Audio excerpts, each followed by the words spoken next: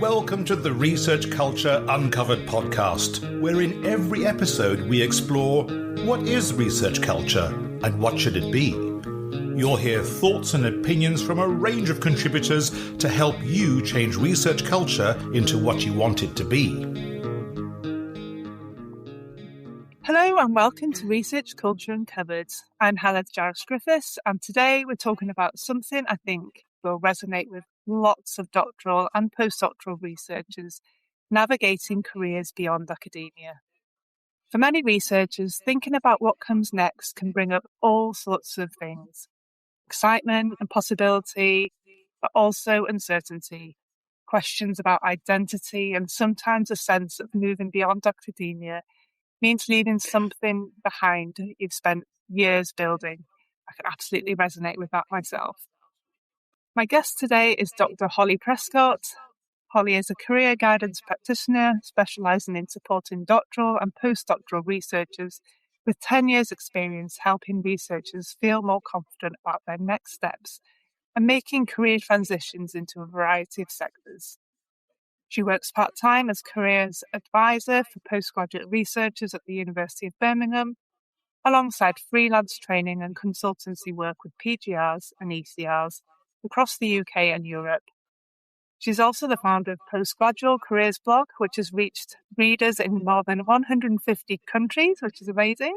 Very timely for our conversation today, as Holly is also the author of Navigating Careers Beyond Academia, a Practical Handbook for Doctoral and Postdoctoral Researchers, which is actually published on the release date of this podcast, the 26th of August. It's absolutely fantastic to have you here today, Holly. So welcome to the podcast. Thank you very much, Heledd. It's really nice to be here. Thanks for the invitation. I'm glad it could coincide with your release date as well. I know, very fortuitous. It's like we planned it. It must be that solar eclipse that happened recently. Everything's aligning. Yeah, absolutely. So I thought we could start with the book itself. What inspired you to write Navigating Careers Beyond Academia? Yeah, quite a few things. I've wanted to write a book for as long as I can remember.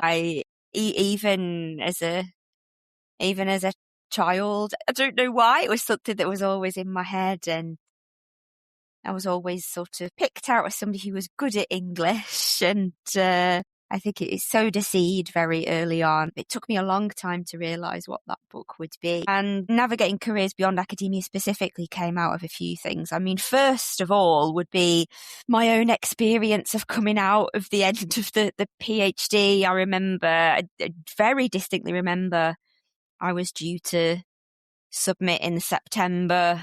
And from the January before that, this anxiety of I can't afford to have a break between the PhD and whatever comes next. I started applying for things quite early and got a lot of rejections, a lot of confusing feedback from employers about sounding like I was too academic. One piece of feedback from an interview I went to for a job in the arts and cultural sector, I remember specifically said, Holly answered as if every answer was an essay. Still remember that now. And just feeling really frustrated and thinking, well, I'm somebody who's sort of been singled out as having a lot of promise from an early age. And I genuinely started to have the feeling of, am I going to amount to anything? And it was a really worrying time. So that's definitely in there, and trying to help people who might be navigating something like that. But at the same time, I didn't want it to be here's how I did it, you can do it like this too kind of guide. So the other thing that inspired me was the fact that I did a PhD, but I also have a career guidance qualification. I've studied career guidance in the practical and an academic sense as well. And I thought there aren't that many people who have both of those things to put that together and create something that, meets researchers where they are, rather than trying to give them here's this formula that I followed, this will work for you too, but also to create something that will not just support researchers with their careers, but also support staff who support researchers, who are often on fractional contracts, have very limited time, limited resources, just to give them something where, they could perhaps pull exercises and frameworks and use it in one-to-one and career workshops with PhDs and postdocs. Fantastic. Yeah, I think, actually having that personal experience, I think does add so much value to having that kind of insight, but also you've got that combination of having the qualification as well to be able to actually support people. It's really great to hear, those experiences coming out. And I think a lot of people listening to this today will feel, kind of a very familiar kind of story, potentially similar to yours, or potentially similar to others. So careers transitions beyond academia can feel exciting, but it can also feel quite daunting. From your experience, what are the biggest challenges researchers face when they start exploring careers outside of academia? The first thing I would say is just not knowing where to start, how to take the first step, even if you have always thought that you'd be interested in knowing where you could make an impact beyond academia. That doesn't mean that you know how to get started with that, who to talk to, where to look. And I think sometimes in academia, if we feel like something is a very different landscape, if we feel like that's not our field or that's not our area, we're somehow conditioned in a way to think like it's very different. It's not our thing. It's quite alien, which I think can sometimes increase that anxiety of even looking into where to start. So I think that can then potentially lead to a lack of awareness on what the options are beyond academia, how to research those, which is completely understandable. And then linked to that is just time. There is very little time. If you are a postdoc on a 12-month contract and you have all this work to do and simultaneously think, well, I have to start job hunting less than halfway through this, it's so difficult to try and balance doing your best work, getting things done, and somehow carving out the headspace to think about and research what comes next. So time and headspace, I think, is a huge challenge. But then I think on top of those, I think there's a lot of emotional things as well. I think one of the biggest challenges about exploring careers beyond academia is feeling mentally prepared and ready to do that. And I know from a lot of the researchers I've worked with, people will come to me at different stages of that. Some will come and I know that it's a big milestone to come to me to talk about this, because they will say things like presenting feelings like anger at being pushed out of a system, sadness that something that they thought was a career path in academia when they started just isn't feasible or even available now. So it can go from those kinds of emotions through to feeling like people are giving up, selling out, that they've been on this path for so long, and maybe if I just take this one more postdoc, or maybe if I just get this other bit of experience, it'll turn into something. What we call cruel optimism, that idea of something that you want actually in other ways holding you back. So those, I would say, are three big things. The practical aspects of not knowing where to look, who to talk to, how to turn what you don't know about careers beyond academia into a question you can meaningfully explore, at the time and the headspace to do that, and the emotional barriers as well of feeling mentally and emotionally prepared to explore other options. And when you add into that as well things like apprehension over how other people might respond to your decision to look into other options, fearing judgment from peers, supervisors, managers and things like that, then it's completely understandable that this can be something that researchers feel daunted by. Yeah, absolutely. And I think a lot of people listening to this today will absolutely be able to resonate with what you're saying. What my skills that I've got can align to anything beyond what I'm doing. Been focusing so hard on one particular small niche area of research. That's all I'm good at. And there's a lot of kind of feelings of what else can I do beyond this. And I can certainly, when you were talking about actually taking that next step, that next leap, I think I started thinking about my next steps in my careers. I knew that I wanted to move from being a postdoctoral researcher into something else. I didn't know what. I think I tapped into that space on several occasions and thought, oh yeah, maybe I'll think about that. Maybe I'll think about this. And then thought, no, I'm not ready. I'm just back into the next contract. I think it was from maybe the time where I was really seriously thinking about that next step and moving from the lab I was working in at the time.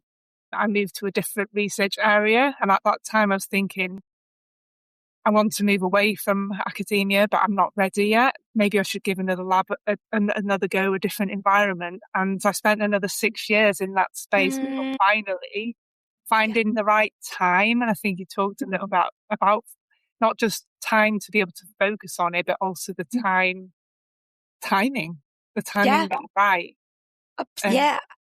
Absolutely. I think it's a difficult one as a careers advisor, because I feel like I should always be encouraging researchers to think about these things as early as possible and to try to raise their awareness of multiple paths at the same time. But there's also a part of me that thinks if you don't want to rush this process, there's nothing wrong with taking your time about it if you are okay with that.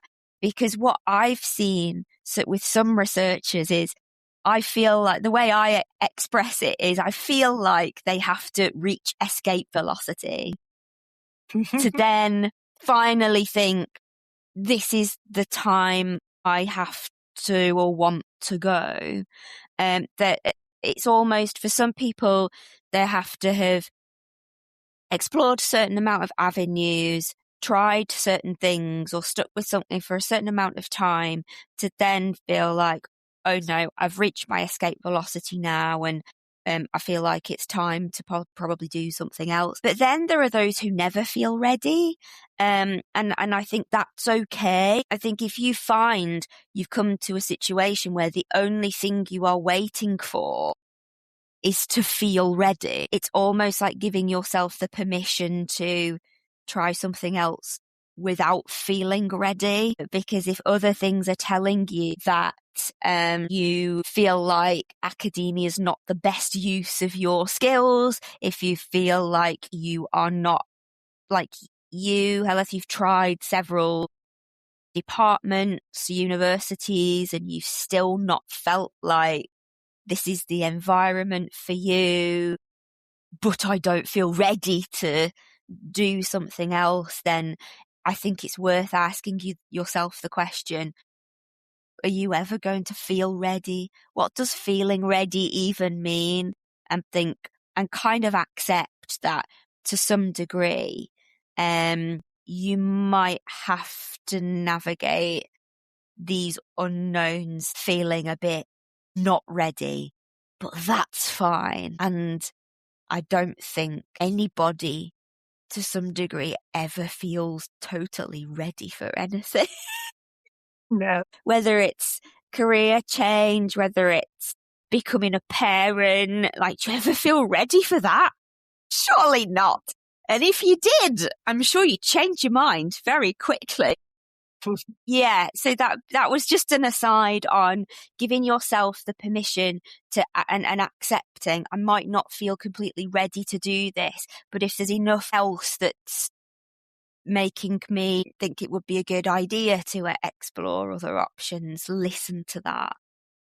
Yeah, absolutely. And I guess feeding into some of that, maybe not feeling ready, might be that sense of identity as well. You mentioned the emotional aspects. I don't know whether this is something you talk about in your book or whether you've spoke to other researchers about, but from the outside looking in, when I used to share with people what I did, that I had a PhD, I was researching Alzheimer's disease, they were like, "Oh my God, that's amazing, that you're so clever." And I was like, "No, I don't feel like that." I think because you're within this environment where you just think, no, because there's other people are, I'm just a postdoc, that kind of term. And you don't value the kind of the skills, all of the studying and all of how much you've achieved. I just found myself downplaying it, and I felt like an imposter based on how other people were viewing me, and that made that feel a lot worse. I think that's a really good point. I don't talk about that specifically in the book. In the book, I do mention how working several short-term contracts and feeling like that doesn't lead to anything can understandably have an impact on your sense of agency over your career. And thinking, well, I've tried these things and they've not led to X. How do I know that if I try something else, that'll lead to something as well? I talk about that, but I think what you said there is such a good point. I think there's a lot in there maybe about academic hierarchy.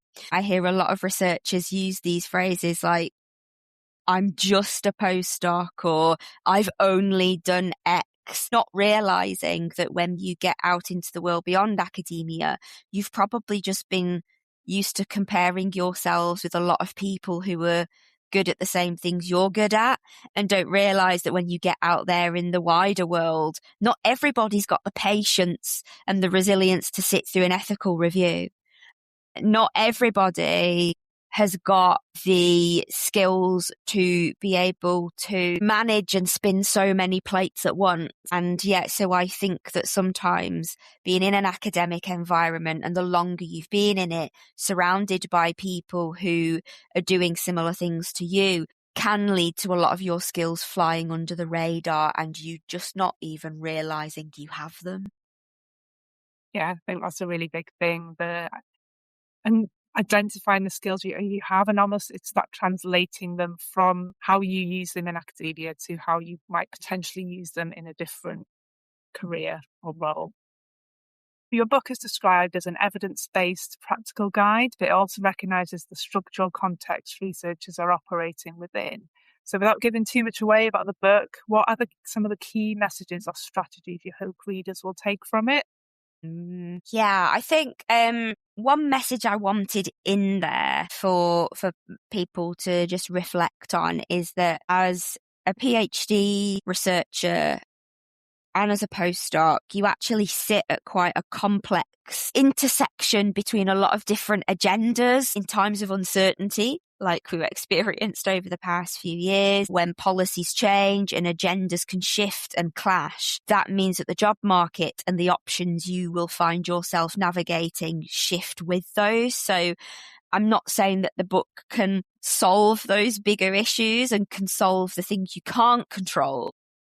But what I hope it can do is to help you be aware of those structures and to reclaim some agency within that, rather than feeling like your career is just a series of things that are done to you. You don't need to solve your whole life with your next job. This is not thinking about what do I want to do with my life. It's thinking about how can I take the next step, which is very different. I want people to understand, and I hope the book portrays that, yes, you might need to reframe your skills. You're absolutely not starting from zero. You've got a good basis already that you can start from.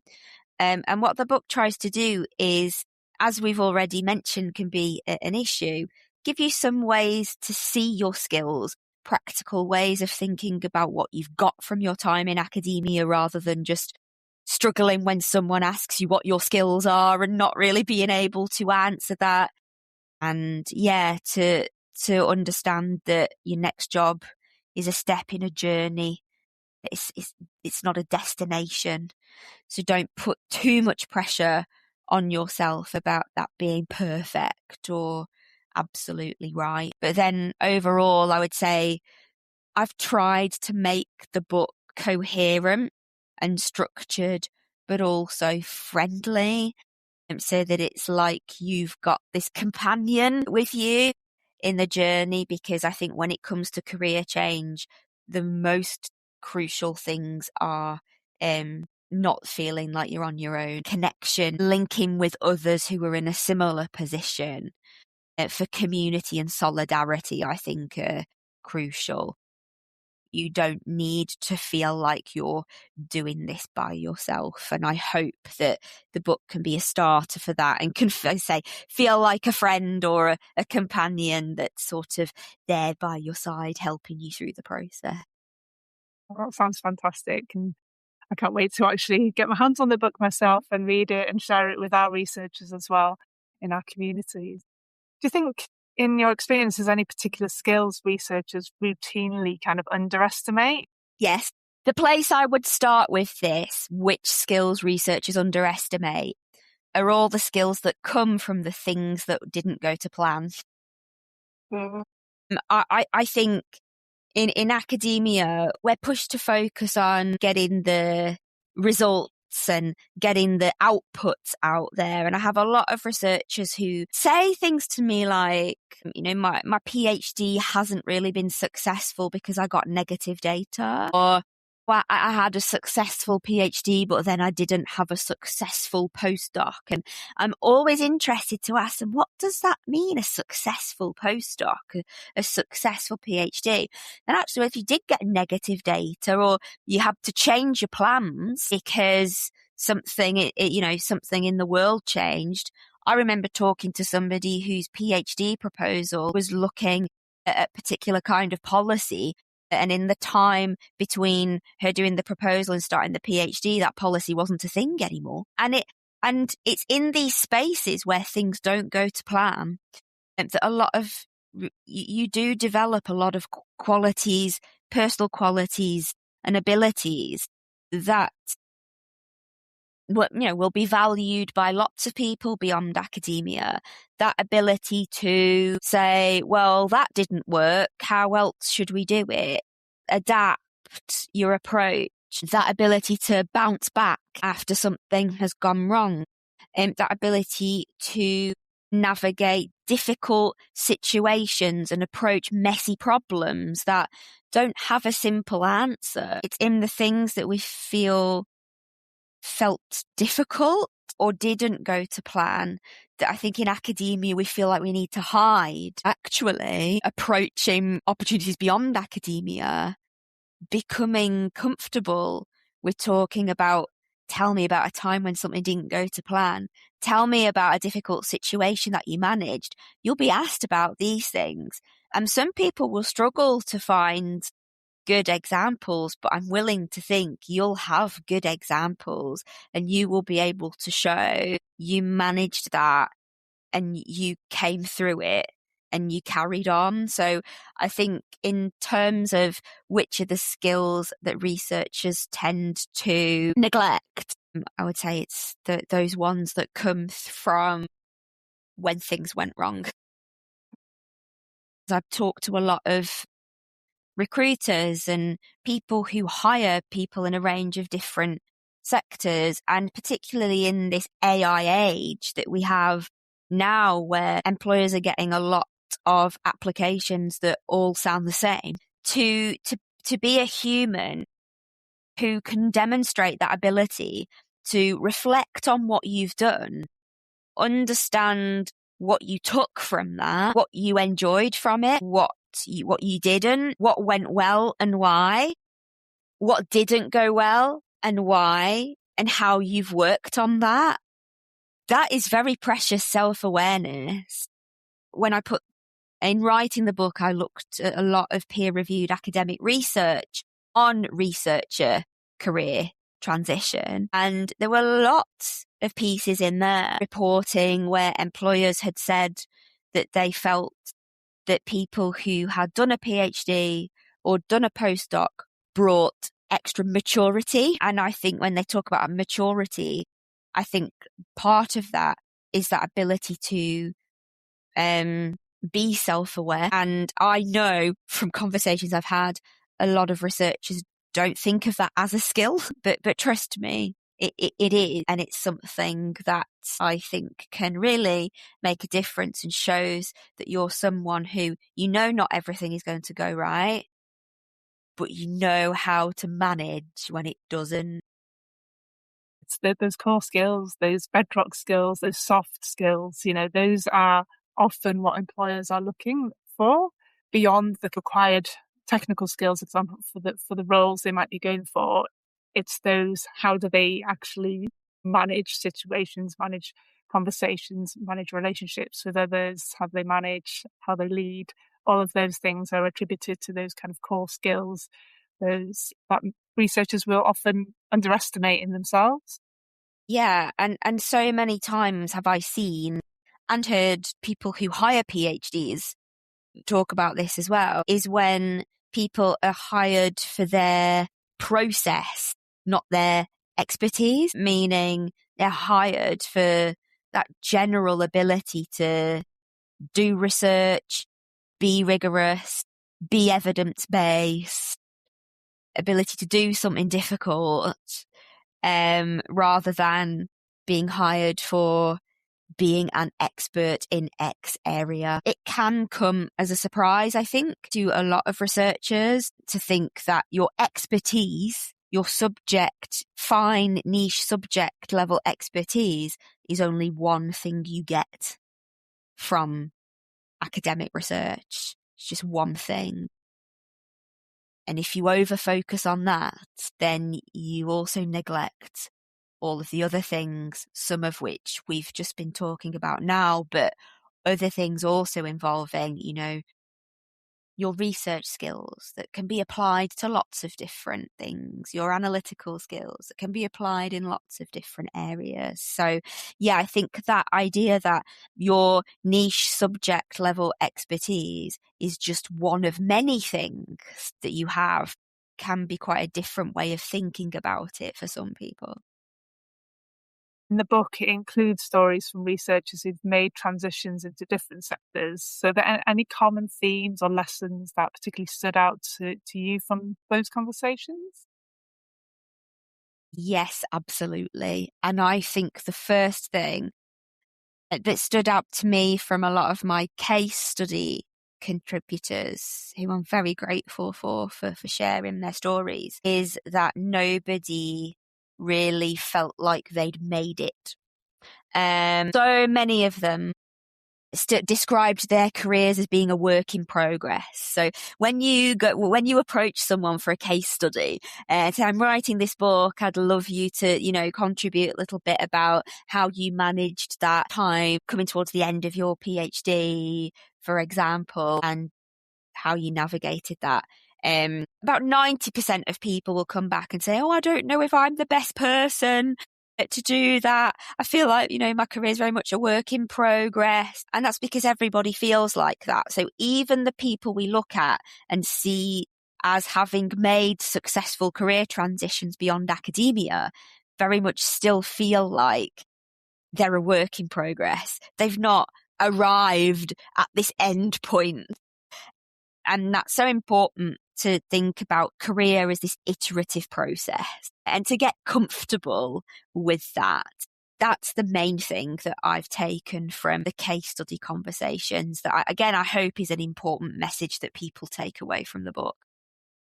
Yeah, absolutely. I think there's always, like you say, it's taking that next step, and that next step might be a career shift, but then there might be another next step after that. And it's almost thinking we're not looking for that final destination. Absolutely. And to see it as part of a data gathering process. There are stories in there of people taking that first step, using it, getting a foot into something else, using it to get a bit of experience, survey the scene of what a different sector looks like, gather that information, and then think, right, what's my next prototype? What's my next iteration that would tweak what I'm doing slightly to move it more towards what I feel are my priorities? What about those researchers who feel they don't feel, because maybe there's certain constraints that means that they feel forced or maybe feel that they need to leave academia because there aren't any opportunities, for example. But there's the fear of leaving academia and then not being able to come back. What would you say about that for those who've maybe left and think, oh, if I've left, that's it, I've left. There's no option, I won't be able to come back. What would you say about that? Very good question. The first thing I would say would be to think about why you would want to come back, because those reasons might be different for different people, right? What are your reasons for wanting to come back? If your reasons for potentially wanting to come back into academia are because you want to continue definitely to pursue research in a certain area, if you're wanting to come back into academia is a passion for a particular topic or subject, then what I would say there would be try and do what you can to explore how you might be able to still be involved with that in other settings as well. Think about those things. But it might be for other reasons. You might think you might want to come back because it feels like a safety net or it's what you're used to. And if that's the reason you might think you want to come back, then to that, I would say try to seek out examples of people who you consider to be like you, who have gone beyond academia and do something really cool, do something you could see yourself doing. Because if you can start to see yourself doing something else, then maybe the pull of the familiarity of the comfort blanket might start to wane a little bit. But then, and I would use myself as an example of this, if you're wanting to come back to academia is because you miss students, you miss contributing to scholarship in a particular area, you miss those sorts of things, like you miss being in a classroom, going to conferences, writing in your field and things like that. Well, there are lots of other areas you can do that. So my PhD was in English literature and cultural geography. What I've done is I've come out of academia from that area and I've come back round and in through another door, which is career guidance.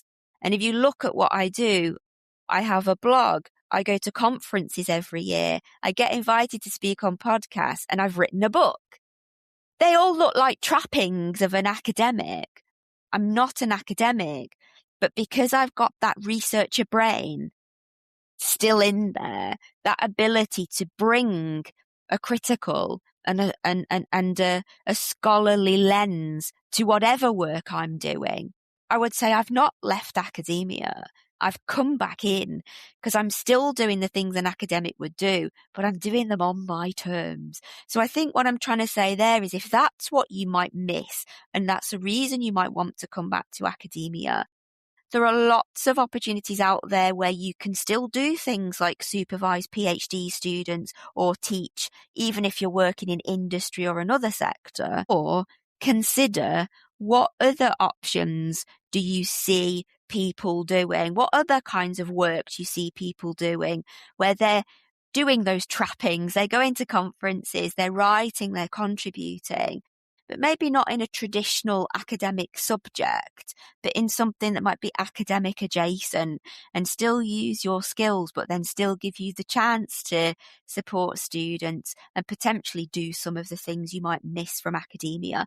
So to just sum that up, what I would say is, if you're asking the question, if I leave academia, can I come back?